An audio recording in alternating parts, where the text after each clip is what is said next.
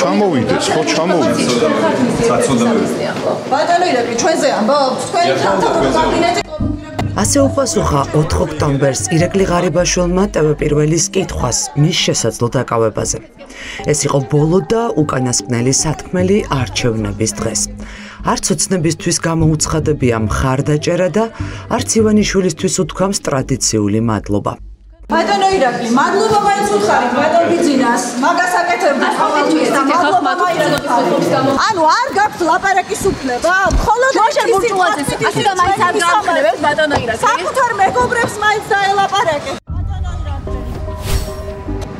პროკურატურამ ჩხრეკა ირაკლი ღარიბაშვილის, გრიგოლ ლილვაშვილის, ოთარ ფარცხალაძის და მათთან დაკავშირებული პირების სახლებში სუსთან ერთად ჩაატარა.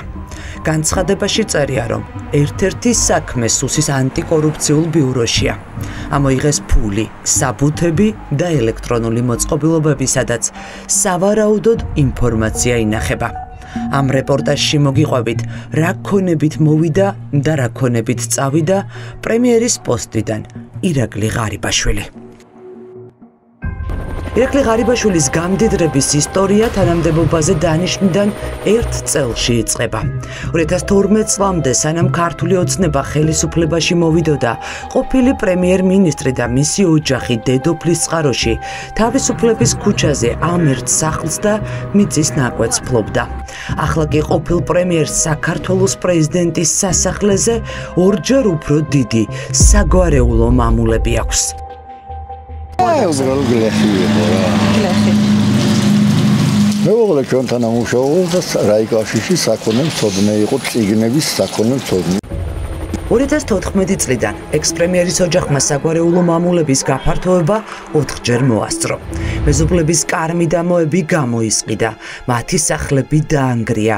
ყველა საკუთარ ეზოს მიუერთა, რომ თითქმის ქუჩის ნახევარი მისი საკუთრება გამხდარიყო. როდესაც პრემიერი გახდა საგვარეულო მამულში, ერთი წითელი აგურის სახლი იდგა და სახლის უკან ბოსტანი იყო. ღარიბაშვილის პრემიერობის პერიოდში კი საგვარეულო მამულების მასშტაბი ისე გაიზარდა, რომ ფართობით საქართველოს კათოლიკოს პატრიარქის რეზიდენციასაც გადაუსწრო. ღარიბაშვილებმა შეისყიდეს და დაანგრიეს 4 მეზობლის სახლი. გაფართოებულ ადგილ-მამულებს ბეტონის ღობე შემოავლეს და გალავნის იქეთ რამდენიმე მდიდრული საცხოვრებელი სახლი ჩადგეს. მათ შორის ეს თეთრი სასახლე აუზით, სანადიმო დარბაზით, კიდევ 2 დამხმარი ნაგებობა და ავტოფარეხი. ეზოს მასშტაბი იმდენად დიდია, რომ ღარიბაშვილების დამხმარე პერსონალი მინი ავტომობილებით გადაადგილდებიან. მეზობელი რო დაიღუპა, ეს სახლი უნდა მე შევისყიდო, აქ არავინ არ შემოუშვებ. და შეისყიდა და რატო არ შემოუშვებ? ეგებს ხას უნდოდა ყიდვა. იმიტომ არ შემოუშვებდა, რომ გაფართოება უნდოდა, შვილო. და ამ გაფართოებას ხო ფული უნდა?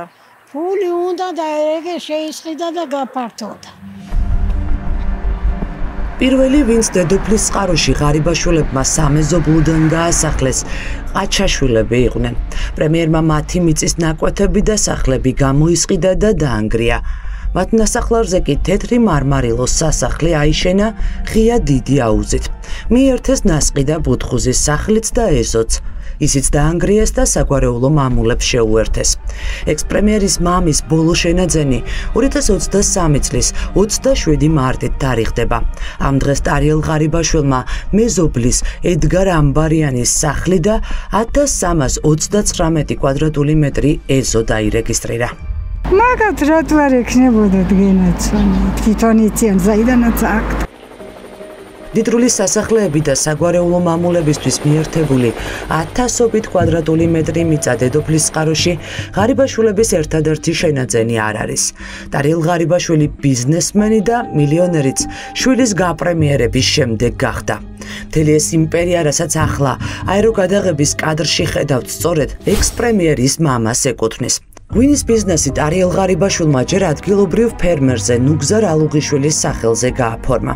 მას შემდეგ რაც ამ თემაზე ჟურნალისტური გამოძიება ჩვენმა გუნდმა მოამზადა, 2023 წლის 12 ოქტომბერს ღარიბაშვილის მამამ ეს კომპანია სრულად გადაიფორმა. ოფიციალურად ქარხანაში ექს-პრემიერის პენსიონერმა მამამ 710.900 ლარი გადაიხადა. არიელ ღარიბაშვილს წელი ხე ვიგე გითხება რამდენად ხე ვიგე გითხება გადი გაიტო გორე ღვინის ბიზნესი, კომპანია ქართული ფესვები, ქარხნები, ჯამში 270.494 კვადრატული მიწა, შატო ფრანგული ჯიშის ვენახებით, ხილით, არყისა და ღვინის სახდელი ცისტერნებით, მოჩუქურთმებული აივნებით, თონებითა და მუხის მასიური ტიხრებით. მთელი ეს ქონება ტარიელ ღარიბაშვილმა შვილის, ირაკლი ღარიბაშვილის გაპრემიერების შემდეგ დააგროვა. ხარჯი ამ შატოს მშენებლობისთვის ცოტა არ იქნებოდა. რკინა-ბეტონის შენობას მარნისთვის მიწის ქვეშა სართულიც აქვს გათხრილი. მთელი ფასადი ქართული აგურით არის მოპირკეთებული. 3 მეტრიანი მასიური ხის ხელნაკეთი ტიხრები სახლის მთელს პერიმეტრზეა და საქეიფო დარბაზებსა და ბუხრის ოთახებს ერთმანეთისგან ჰყოფს. ეს ყველაფერი ირაკლი ღარიბაშვილის პენსიონერმა მამამ 2023 წელს ააშენა. მიწებიც და ვენახებიც, რომელიც შატოს ერწყმის ტარიელ ღარიბაშვილს შვილის პრემიერობის პერიოდში აქვს ნაყიდი. რაც ახლა მაგას რაც მან ბაღი აქვს და რაღაცა აქვს, ხეები და რაღაცები 100.000 მან როგორანაირად თქვენ თვითონ წარმოიდგინეთ. როგორ უნდა იშოვოს იქიდან 100.000. გამორიცხულია ხო? გამორიცხულია. აქეთ კიდენი სუმაგათია იქ და მხარეზე საწყობებია ღვინის, მაგრამ თუ რამე არის ამ რაიონში, სუმაგათ ხელშია. ოღონდ არაოფიციალურად ხო? ეგ არის. და ოფიციალურად ის მიწა აქვს მარტო რაც ხორნაბუდშია. ბევრი რამე აქვს, მე ვერ გეტყვით ვერაფერი. ეს ზამთრის სასახლე და ბაკურიანის ტყის ნაწილიც ირაკლი ღარიბაშვილის საკუთრება. 1530 კვადრატულ მეტრ მიწაზე აშენებულ ორსართულიან ქვის სახლს 2 წლის წინ ეზოთ ტყე მიუერთეს. ტყის ნაწილი ნახევარი საუკუნით სატყეო სააგენტომ ნუნუ თამაზაშვილს იმ დროს გადასცა, როდესაც ირაკლი ღარიბაშვილი პრემიერის პოსტს იკავებდა. ეხლა პრემიერია და როგორ ნუნუ თამაზაშვილისა და ეროვნულ სატყეო სააგენტოს შორის გაფორმებული ხელშეკრულება 2022 წელს შაბათის ეთერმა მოიპოვა. ნუნუ თამაზაშვილმა ბაკურიანის ტყის გადასაფორმებლად საჯარო რეესტრს 2021 წლის 28 დეკემბერს მიმართა და ახალ წლამდე რამდენიმე საათით ადრე ეს ქონება ნახევარი საუკუნით მისი საკუთრება გახდა. ხო რომ მოინდომოთ მოგცემენ? ვიზა ტყეში ტყეში აგერ პატარა მანქანით რო შევიდა ჯირკვი რო იყო დამიჭირე. ვინ შეგიშვი? ჯირკვი რო იყო ჯირკვი და მოგისწრო რიკა. დაბა ღარიბაშვილს როგორ მისცეს? არ ვიცი. ღარიბაშვილი მთავრობა იყო და ბაკურიანში ღარიბაშვილების ქონების დააგროვება ამით არ დასრულებულა. ეს მიწა ექს-პრემიერის ზამთრის სასახლესთან ახლოს მისმა პენსიონერმა სიდედრმა იყიდა. მაია პაპიაშვილის სახელზე 930 კვადრატული მეტრი მიწა 2023 წლის 10 ივლისს გადაფორმდა. პაპიაშვილს არც ბიზნესი აქვს და არც სხვა სახის შემოსავალი უფიქსირდება, თუმცა მიწის ნაკვეთში თითქმის 400.000 ლარი გადაიხადა. ქალბატონო მაია. ეხლა ეს თავხედობა. რა შუაშია თავხედობა? რა შუაშია თავხედობა? კითხვები გვაქვს ქალბატონო მაია. ღარიბაშვილების ოჯახის სახელზე მხოლოდ დიდძალი უძრავი ქონება არ ირიცხება. ექს-პრემიერის ბალანსზეა ძვირადღირებული საათები და მდიდრული მანქანების ავტოპარკიც. 18 კარატიანი ოქროთი დაფარული შვეიცარიული მაჯის საათი, რომელიც 300.000 ღირს ღარიბაშვილმა პრემიერად მოსვლის შემდეგ ხელზე მალევე მოირგო. ალპატეკ ფილიპის ბრენდის გარდა მის მაჯაზე ჯამში 8 ძვირადღირებული საათი დავთვალეთ. მათ შორის ბრეკეტს ალიგატორის ტყავის სამაჯურით. ეს ყველაფერი არ არის. ღარიბაშვილების საცხოვრებლის ეზო ძვირადღირებული მანქანების ავტოსალონს გავს. Lexus-ი, Toyota, Range Rover-ი, Audi, Hilux-ი, Ford Ranger-ი. ამ ლუქს კლასის მანქანებით ღარიბაშვილის ოჯახი სარგებლობს, თუმცა მათი დიდი ნაწილი ღარიბაშვილების სახელზე გაფორმებული არ არის. 600,000 ლარის ღირებულების Toyota Land Cruiser-ით გადაადგილდება ექს-პრემიერის პენსიონერი მამაც. არც ეს მანქანა ტარიელ ღარიბაშვილის საკუთრება.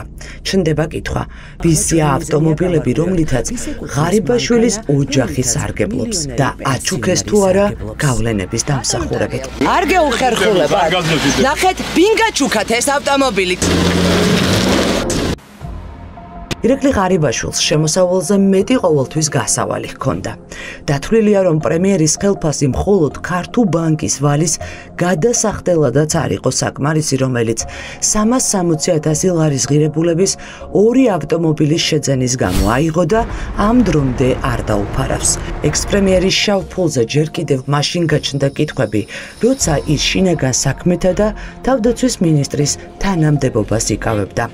დიდძალი ქონების დაგროვების პარალელურად მისი მთავარი სკანდალი სამთავრობო თვითმფრინავით არდადეგებზე ფრენას ეხება.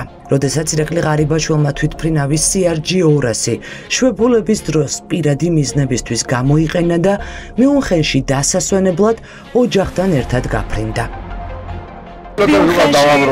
დავაბრუნეთ ჩვენი რეისით.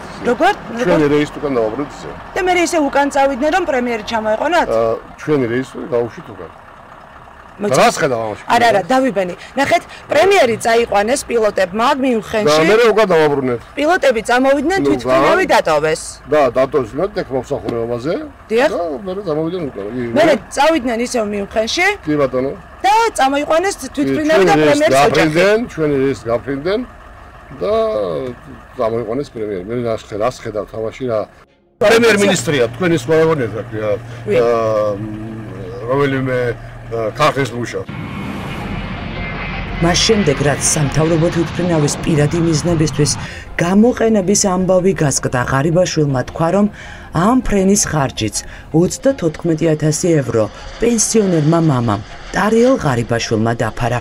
ასევე უცნობია, რა სახსრებით გადაიხადა პრემიერმა გადადგომამდე შვილის სწავლის საფასური პენსილვანიის უნივერსიტეტში, სადაც გადასახადი 72-დან 100,000 დოლარამდე მერყეობს. ამჩემი შილო პენსიონერია, მაგრამ ამჩემს აქვს ოფიციალურ საკუთრებაში აქვს მრავალმილიონიანი, ასე ვთქვათ, ბიზნეს საქმიანობა და ქონება, რომელიც მას შექმნა იგივე არის ხა. მოკლედ სხვა საშუალება. პრემიერის ცოლის ოჯახის უძრავი ქონების ბოლო შენაძენი შავი ზღვის სანაპიროზეა. ჩაქვში დრივლენდ ოაზისის კომპლექსში. 107 კვადრატული აპარტამენტი ექს-პრემიერის ცოლის ძმის ლექსო თამაზაშვილის სახელზეა გაფორმებული. ლექსო თამაზაშვილს საკუთარი ბიზნესი ურეგისტრირდება, თუმცა მისგანვე ვიცით, რომ ვაინკახეთი ამ დრომდე წაგებაზე მუშაობს. ლექსო თამაზაშვილს ეკუთვნის წილები ჰესების ბიზნესშიც. თამაზაშვილმა მომავლის ენერგიის წილის 13% 30,000 დოლარად გადაიფორმა. 2024 წლის 23 აპრილს ირაკლი კობახიძემ გამოსცა განკარგულება და მაშავერას ხეობაში 112,000 კვადრატულ მეტრზე მეტი ტერიტორია ნახევარი საუკუნით სწორედ ამ კომპანიას მომავლის ენერგიას მისცა. პრემიერის ამ გადაწყვეტილებიდან მეორე დღეს ამავე კომპანიაში ლექსო თამაზაშვილი წილის მფლობელი გახდა. ჩნდება კითხვა, ღარიბაშვილის ცოლის ძმამ საკუთარი ოჯახის გავლენით მომავლის ენერგიებისთვის კობახიძეს ჯერ ხალხის კუთვნილი ქონება ხომ არ გადააცემინა. ამ გარიგების ჩაწყობის სანაცვლოდ კი თავად ჰესების ბიზნესის წილი მიიღო. გავიდე წილი იყიდებოდა და ვიყიდე და მაინტერესებდა პროექტი. და იცი რომ ძალიან ემთხვევა რიცხვები ერთმანეთს 24-ში იყიდა წილი და 23-ში გამოსცა კობახიძემ განკარგულება. აი მართლა რაღაცა მოწოდინა და რაშიც ვიყიდებოდა. პირიქით, პარტნიორებისთვის ძალიან კარგი იქნებოდა თქვენ დაეხმარეთ თქვენი გავლენებით, რომ ირაკლი კობახიძეს ეს გადაწყვეტილება მიიღო. ლექსო თამაზაშვილამდე ჰესების ბიზნესში ინტერესები ჰქონდა ირაკლი ღარიბაშვილის მამას და არიელ ღარიბაშვილსაც. დოკუმენტების შესწავლის შედეგად ჰესების ბიზნესში მიქაუტაძის, ირაკლი ღარიბაშვილის და ბიძინა ივანიშვილის ოჯახის ინტერესები იკვეთება.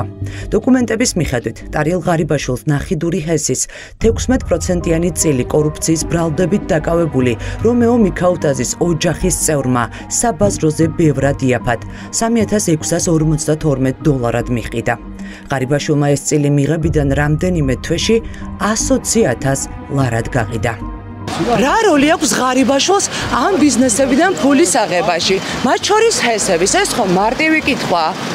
ის ხომ ქართული ოცნების მთავრობის წევრი იყო, ირაკლი ღარიბაშვილის ახლო გარემოცვის წევრი. ღარიბაშვილს უკავშირდება ეს ყველაფერი? არ ვიცი, ქალბატონო. კითხვის ნიშნებს თითქმის ყველა იმ ქონების გადაფორმების ხელშეკრულება იწვევს, რომელიც ირაკლი ღარიბაშვილის ოჯახის წევრების სახელზე ჩნდება. აი ეს 2300 კვადრატულმეტრამდე მიწა წავკისში თამაზაშვილის სახელზე 2022 წლის 13 სექტემბერს გადაფორმდა.